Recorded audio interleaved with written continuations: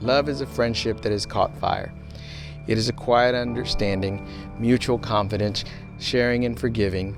It is loyalty through good and through bad. I still remember our first encounter together.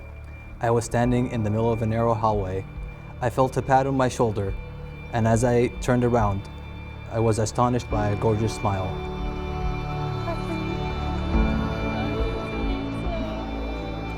From the moment we met and you flashed that beautiful smile, I knew I wanted you in my life.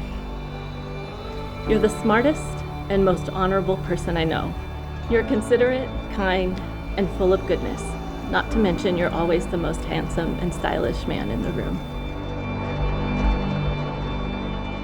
Today, I want to remind you how beautiful, kind, and thoughtful you are. You always put others before yourself. You have helped me become the person I am today. And with you as my wife, I know I'll be even a better person in the future. Our love has transcended borders, time zones, and cultures.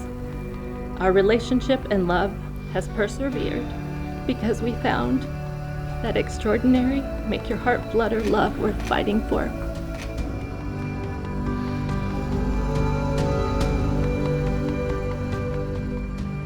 I vow to make you laugh and laugh with you in times of joy, and be there for you and comfort you in times of sorrow. I vow to remain by your side as we grow old and take care of you in sickness and in health. But most of all, I vow to love you as you deserve to be loved.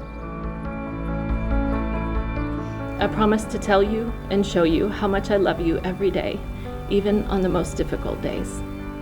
And to put our marriage and love for one another above all.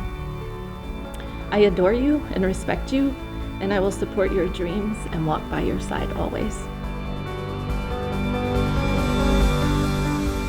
For as much as Abdul Rahman and Rachelle have covenanted together in wedlock and pledged themselves to each other and declared the same by joining their hands together and exchanging rings, I pronounce you husband and wife. Make us your bride.